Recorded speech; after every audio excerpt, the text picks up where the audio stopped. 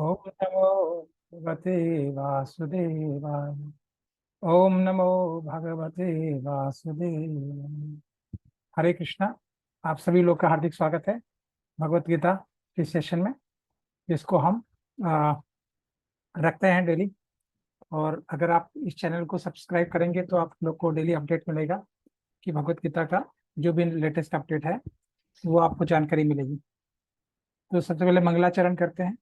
ओम अज्ञानतिमिरन्धस्य ज्ञानाञ्जनशलाकया चक्षुर्मिलितं येन तस्मै श्रीगुरवे नमः। श्रीचैतन्यमनोभीष्टं स्थापितं येन भूतले स्वयं रूप कदा मह्यं ददाति स्वपदान्तिकम्। वन्देऽहं श्रीगुरो श्रीयुतपदकमलं श्रीगुरुन् वैष्णवांश श्रीरूपं साग्रजातं सहगण रघुनाथान्वितं तं सजीवं साद्वैतं सावधूतं परिजनसहितं कृष्ण चैतन्य देवं श्रीराधा कृष्ण पादान् सहगण ललिता श्री विशाखान्विताश्च। हे कृष्ण करुणा सिंधो दीनबंधो जगत्पते गोपेश गोपिका कांत राधा कांत नमस्तुते। तप्त कांचन गौरांगी राधे वृंदावनेश्वरी वृषभानुसुते देवी प्रणमामि हरिप्रिये।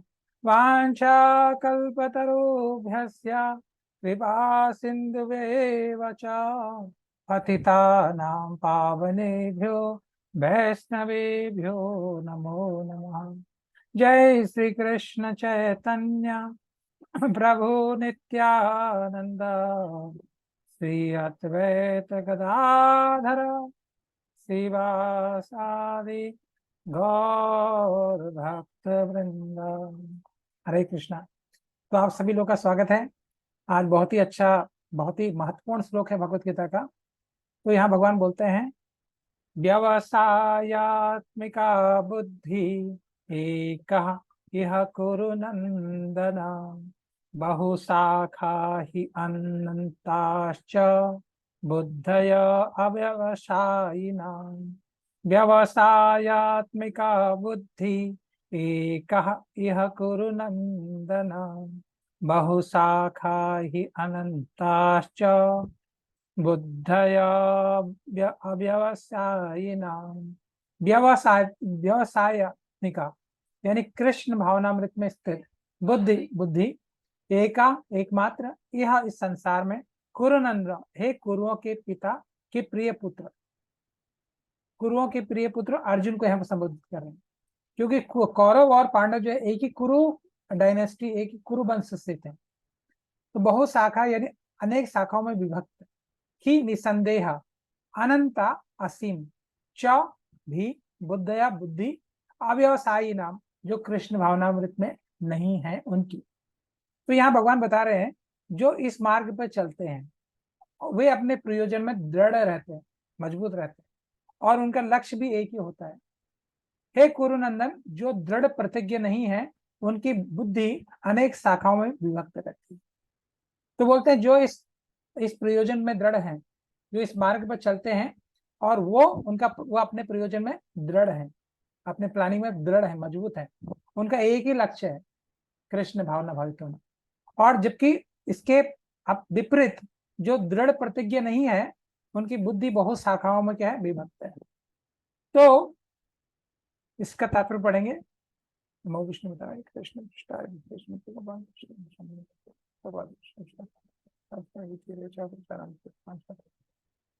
तो बताया गया कि ये दृढ़ श्रद्धा ही दृढ़ श्रद्धा की कृष्ण भावनामृत द्वारा मनुष्य जीवन की सर्वोच्च सिद्धि को प्राप्त कर सकता है।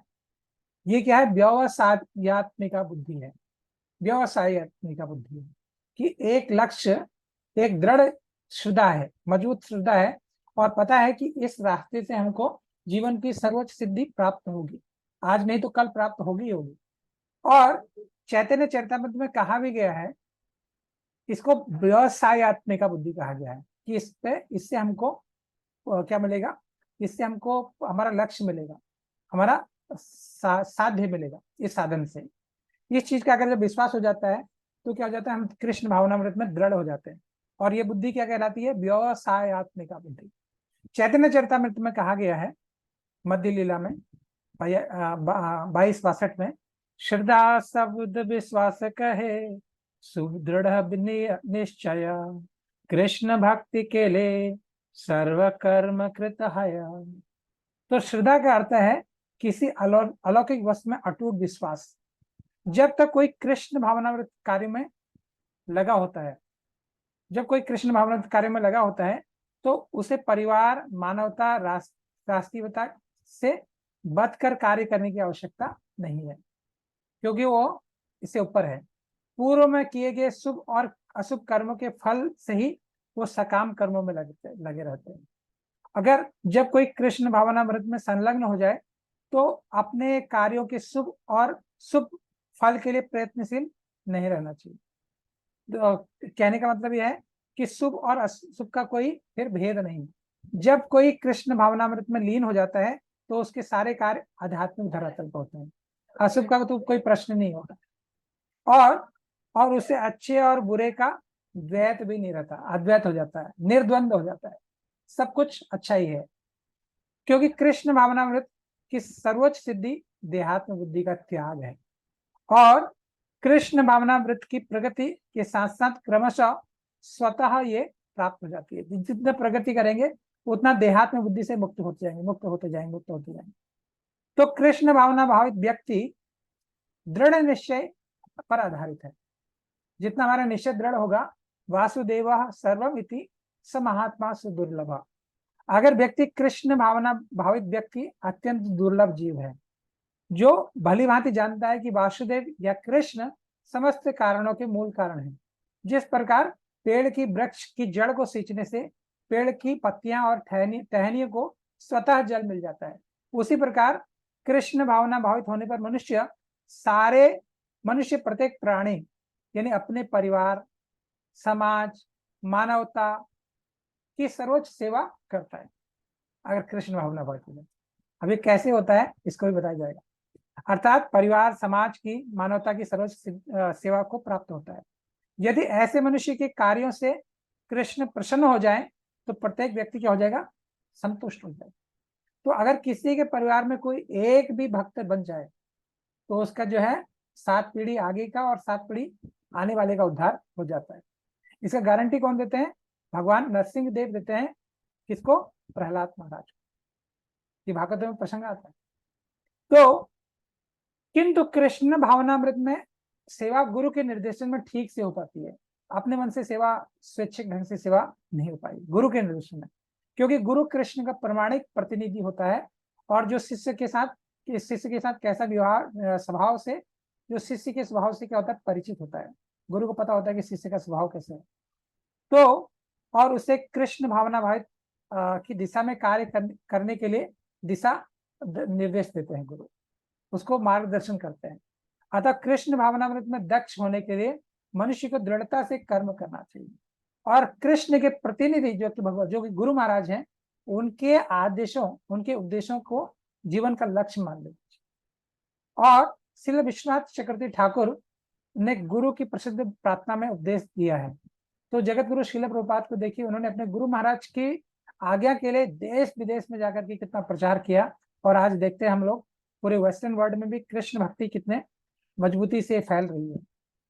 तो श्रील विश्वनाथ चक्रवर्ती ठाकुर अपने गुरु अष्टकम में कहते हैं, यस्य प्रसाद भगवत प्रसादो, यस्य प्रसाद न गति कुतोऽपि, ध्यायं स्तुवन्तस्य यस्त्वीय संध्यं, वंदे गुरु श्री चरणारविंदम। गुरु की तुष्टि से भगवान भी प्रसन्न होते हैं। गुरु को प्रसन्न किए बिना कोई कृष्ण भावनामृत के स्तर तक ऊपर बढ़ने की कोई संभावना नहीं है। अतः मुझे उनका चिंतन करना चाहिए, दिन में 3 बार उनकी कृपा की याचना करनी चाहिए। किसकी कृपा की याचना? गुरु की। और आपने गुरु को सादर नमस्कार करना चाहिए। और किंतु ये संपूर्ण पद्धति देहात्म बुद्धि से परे, सैद्धांतिक रूप से नहीं, वरन व्यवहारिक रूप से पूर्ण आत्मज्ञान पर निर्भर है। यह देहात्म बुद्धि से परे है और सैद्धांतिक रूप से नहीं, वरन व्यवहारिक रूप से पूर्ण ज्ञान पर निर्भर करती है। जब सकाम कर्मों से इंद्रिय तृप्ति का कोई संभावना नहीं होती है, तो जिनका मन दृढ़ नहीं है, वो विभिन्न प्रकार के सकाम कर्मों में क्या होते हैं, की ओर आकर्षित हो जाते हैं। आगे श्लोक बताया गया, बहुत ही अच्छा श्लोक है। याम इमाम पुष्पिताम वाचम प्रवदन्ति अभिपक्षितः अभिपक्षितः याम इमाम पुष्पिताम वाचम प्रवदन्ति अभिपक्षितः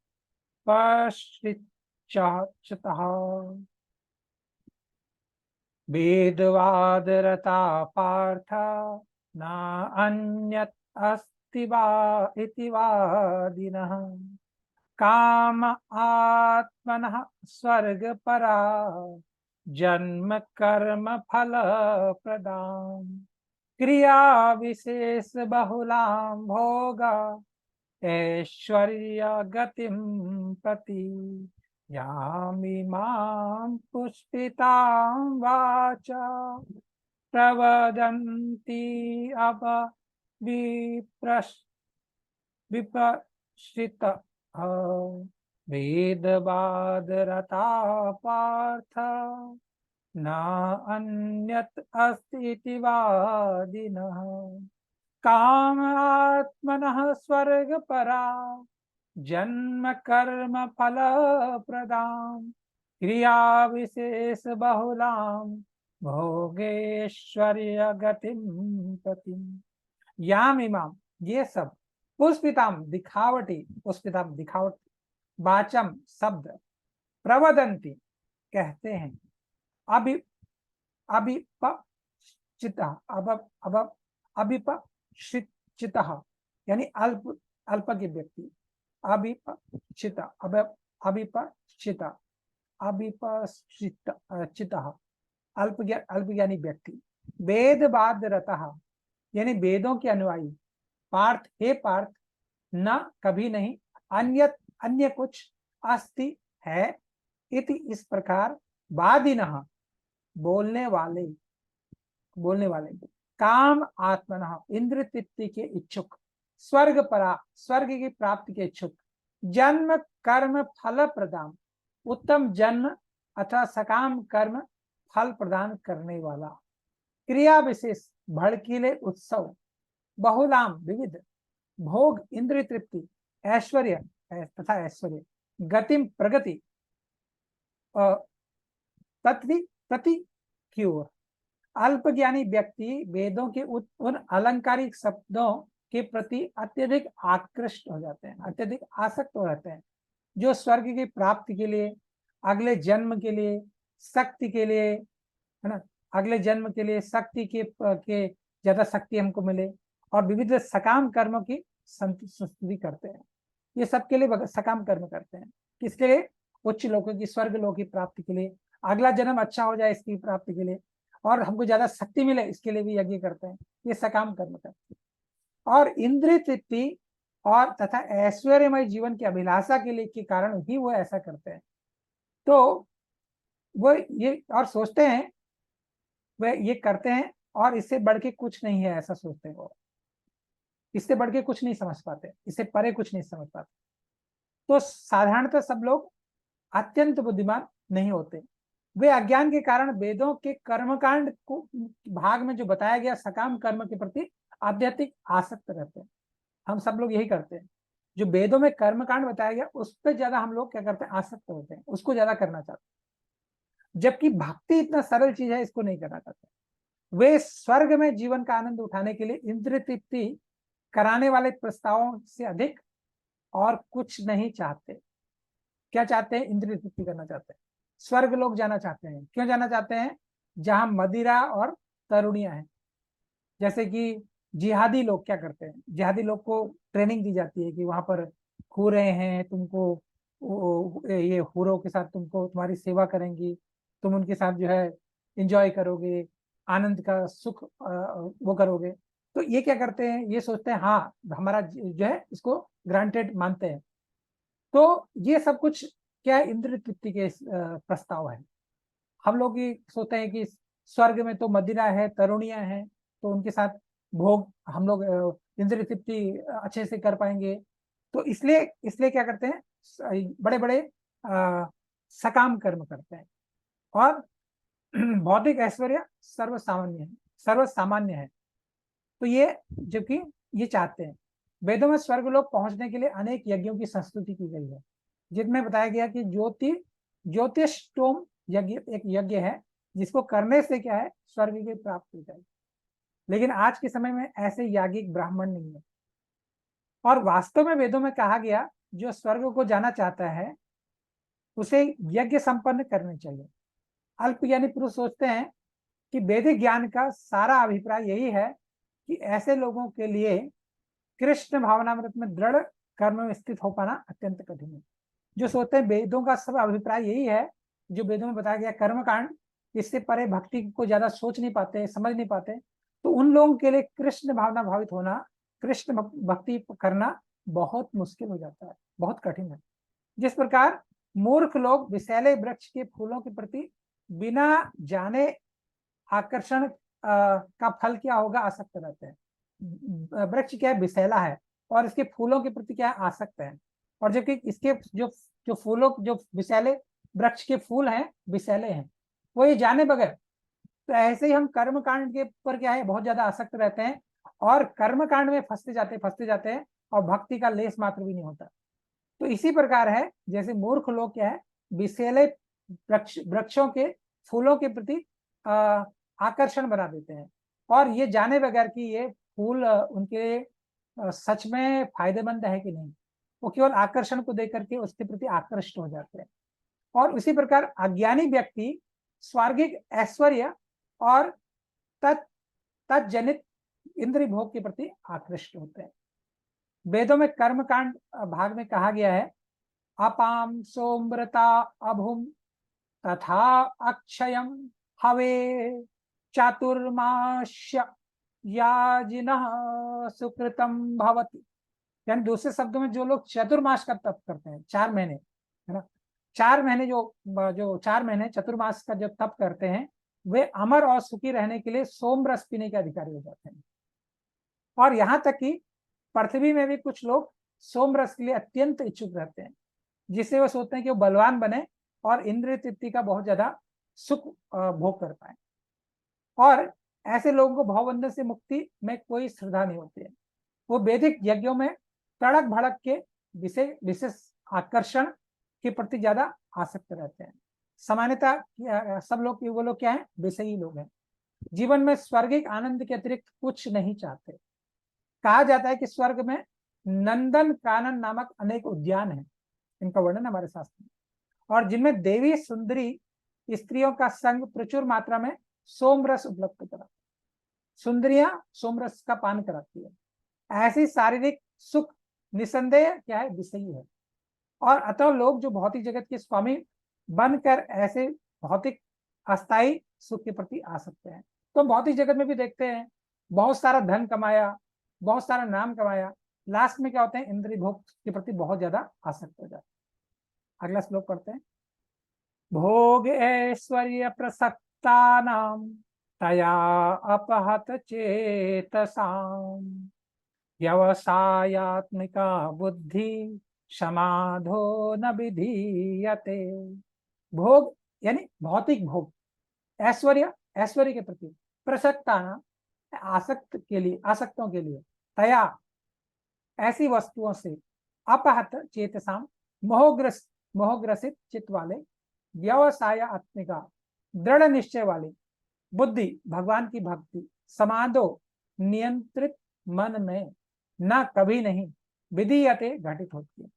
जो लोग इंद्रिय भोग या ऐश्वर्य के प्रति अत्यधिक आसक्त होने से ऐसी वस्तुओं से मोहग्रस्त हो जाते हैं, उनके मन में भगवान के प्रति भक्ति का दृढ़ निश्चय कभी नहीं हो पाता।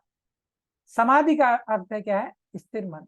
वैदिक शब्दकोश में भी निरुक्त के अनुसार समयग समयग आधि यतो अस्मितान आत्म तत्व याथा आत्मयम, यानी मन, जब मन आत्मा को समझने में स्थिर हो जाता है तो उसको समाधि कहते हैं।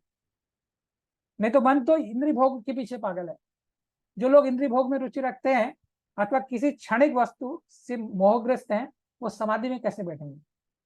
माया के चक्कर में पड़कर न्यूनाधिक पतन को हम प्राप्त होते हैं माया के चक्कर में।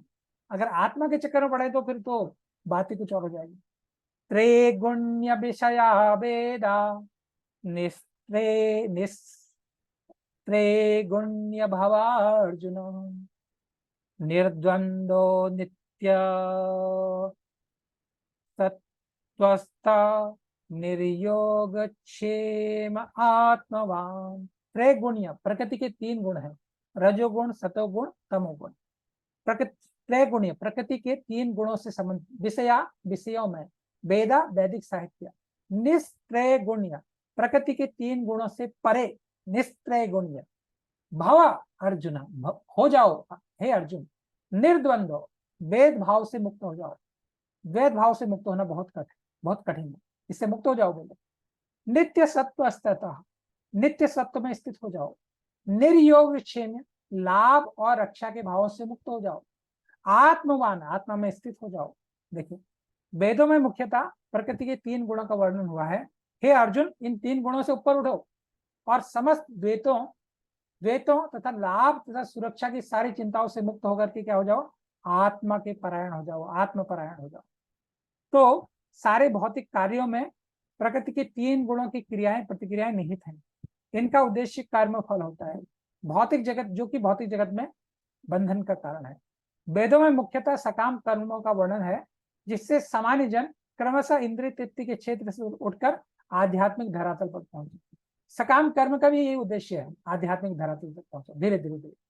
कृष्ण अपने शिष्य तथा मित्र के रूप में अर्जुन को सलाह देते हैं कि वेदांत दर्शन के आध्यात्मिक पथ पर ऊपर उठे, और जिसका प्रारंभ ब्रह्म जिज्ञासा अर्थात ब्रह्म जिज्ञासा यानी परम आध्यात्मिक प्रश्नों से होता है। जीव का क्या है? जीव को जिज्ञासा करनी चाहिए, अर्थात ब्रह्म जिज्ञासा। इस भौतिक जगत में सारे प्राणी अपने अस्तित्व के लिए कठिन संघर्ष कर रहे हैं, और उनके लिए भगवान ने इस भौतिक जगत की सृष्टि करने के पश्चात वैदिक ज्ञान भी उनको प्रदान किया, जिसे वह जीवन यापन करें और भावबंधन से छूटने का उपदेश भी दिया। जब इंद्रिय तृप्ति के कार्यों यथा कर्मकांड समाप्त हो जाते हैं, तो उपनिषदों के रूप में भगवत साक्षात्कार का अवसर भी प्राप्त होता है। उपनिषद विभिन्न वेदों के अंश हैं। जिस प्रकार, उसी प्रकार भगवत गीता को पंचम वेद यानी महाभारत का एक अंग कहा गया, और उपनिषदों से आध्यात्मिक जीवन का शुभारंभ होता है। जब तक भौतिक शरीर का अस्तित्व है, तब तक भौतिक गुणों की क्रिया प्रतिक्रियाएं होते रहेंगी। मनुष्य को चाहिए कि सुख दुख, ग्रीष्म शीत ग्रीष्म जैसी द्वैतताओं को सहन करना सीखे। बहुत ज्यादा सर्दी है तो हीटर लगा लिया, बहुत ज्यादा गर्मी है तो कूलर लगा लिया, तो क्या लगा लिया? एसी लगा लिया। तो ऐसी द्वैतता को भगवान बोलते सहन करना सीखो, और इस प्रकार लाभ हानि की चिंता से मुक्त हो जाओ, क्योंकि लाभ हानि भी क्या है? द्वैत है। जब मनुष्य कृष्ण की इच्छा पर पूर्णतः आश्रित रहता है, तो इस दिव्य अवस्था को प्राप्त हो। अगला श्लोक लेते हैं। यावान अर्थ उत्पाने सर्वतः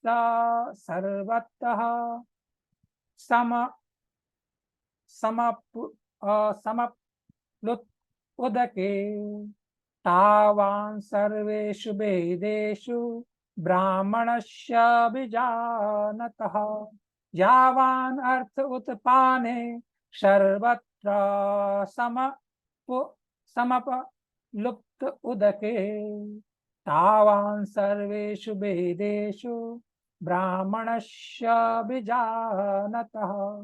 यावान जितना सारा अर्थ प्रयोजन होता है उत्पाने जलकूप में सर्वत्र उसी प्रकार से समलुप उदय के विशाल जलाशय में तावान उसी तरह सर्वेषु समस्त वेदेषु वेदों में ब्राह्मणस्य पर ब्रह्म को जानने वाला बीजानतः पूर्ण ज्ञान एक छोटे से कूप यानी क्या बोलते हैं एक छोटे से कुएं में का कार्य एक विशाल जलाशय से तुरंत पूरा हो जाता है। इसी प्रकार कहने का मतलब है कि एक विशाल जलाशय का कार्य भी एक कुएं से पूरा हो सकता है। हम जलाशय में क्यों जाते हैं कि जल की इच्छा होती है, हमको जल चाहिए, लेकिन कुएं में भी मिल जाता है।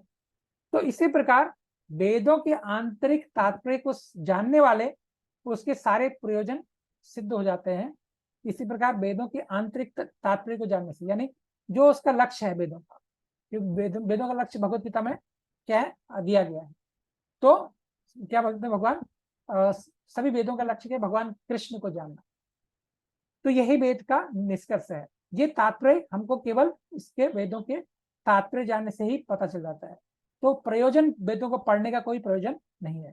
वेदों में कर्मकांड विभाग में वर्णित अनुष्ठानों यज्ञों का ध्येय आत्म साक्षात के क्रमिक विकास के लिए को प्रोत्साहन देना होता है। आत्म साक्षात्कार का ध्येय भगवत गीता के 15 अध्याय में दिया गया है। वेद का अध्ययन का ध्येय आदि भगवान कृष्ण को जानना है। अतः आत्म साक्षात्कार का अर्थ हुआ कृष्ण तथा उनके साथ अपने संबंध को समझना। कृष्ण के साथ जीवों के संबंध का उल्लेख भगवत गीता के 15वें अध्याय में हुआ है, जहां भगवान बोलते हैं ममे वांसो जीवलोके जीवभूता सनातन मनश्शास्त्राणि इंद्रियाणि प्रकृतिस्थानि कर्षति। सभी जीवात्मा क्या भगवान के अंश स्वरूप है और प्रत्येक जीवात्मा कृष्ण भावनामृत द्वारा जागृत करना वैदिक ज्ञान की पूर्ण अवस्था है। और श्रीमद् भागवतम में भी इसकी पुष्टि हुई है।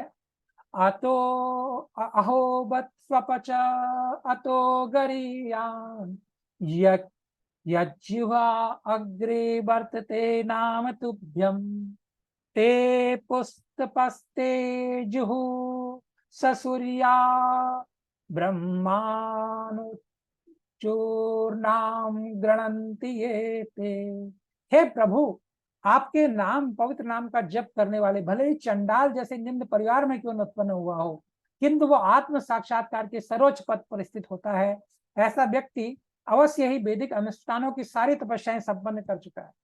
देखिए, और अनेकानेक बार तीर्थ स्थानों में वेद का अध्ययन कर चुका है और ऐसा व्यक्ति आर्य कुल में सर्वश्रेष्ठ माना जाता है। जो जिसकी जीवा के अग्र शरीर में भगवान का नाम रहता है, उसने पहले से ही पिछले जन्म में सभी वैदिक अनुष्ठानों और तपस्याओं को पूर्ण कर लिया, तभी भगवान का नाम लिया। अतः मनुष्य को इतना बुद्धिमान होना चाहिए, केवल अनुष्ठानों के प्रति आसक्त न रहकर वेदों के उद्देश्य को समझे और अधिकाधिक इंद्र तृप्ति के लिए स्वर्गलोक की कामना न करे। इस युग में सामान्य व्यक्ति के लिए न तो वैदिक अनुष्ठानों के समस्त विधि विधानों का पालन करना संभव है, न सारे वेदांत तथा उपनिषदों का सर्वांग अध्ययन कर पाना सहज है। वेदों के उद्देश्य को समझने के लिए प्रचुर समय, शक्ति, ज्ञान, साधन की आवश्यकता होती है। इस युग में ऐसा कर पाना संभव नहीं है, किंतु वैदिक संस्कृति का परम लक्ष्य भगवान नाम का कीर्तन द्वारा प्राप्त हो जाता है, जिसकी संस्कृति पतित आत्माओं के उद्धारक चैतन्य महाप्रभु द्वारा की गई। जब चैतन्य ने महान वैदिक पंडित प्रकाशानंद सरस्वती से पूछा कि आप वेदांत का अध्ययन न करके जब उनसे पूछा, चैतन्य महाप्रभु से प्रकाशानंद सरस्वती ने पूछा कि आप वेदांत का अध्ययन न करके एक भावुक व्यक्ति के भांति भगवान के पवित्र नाम का कीर्तन क्यों करते हैं, तो उन्होंने उत्तर दिया कि मेरे गुरु ने मुझको मूर्ख समझकर भगवान के नाम का कीर्तन करने की आज्ञा दी। और उन्होंने कहा, और पागल की भांति तो मैं क्या होने लगा, भावोन्मत्त होने लगा। और कलयुग में अधिकांश लोग क्या है, मूर्ख हैं और वेदांत दर्शन समझ नहीं पाने के योग्य नहीं है। तो इसलिए वेदांत दर्शन का परम उद्देश्य पूर्ण भगवान की पवित्र नाम का कीर्तन करने से पूर्ण हो जाती है। वैदिक ज्ञान की पराकाष्ठा वेदांत दर्शन के प्रणेता भगवान श्री कृष्ण है। और सबसे बड़ा वेदांती तो वह महात्मा है जो भगवान के नाम के पवित्र कीर्तन में आनंद लेता है। और संपूर्ण वैदिक रहस्यवाद का यही चरम उद्देश्य है। तो इसी के साथ हम जो है आज का प्रोग्राम यहीं पर संपन्न करते हैं। हरे कृष्णा। आप लोगों ने बहुत अच्छे से इसको सुना। हरे कृष्णा, हरे कृष्णा, हरे कृष्णा, कृष्णा कृष्णा हरे हरे, हरे राम राम राम। जगत गुरु श्रील प्रभुपाद की।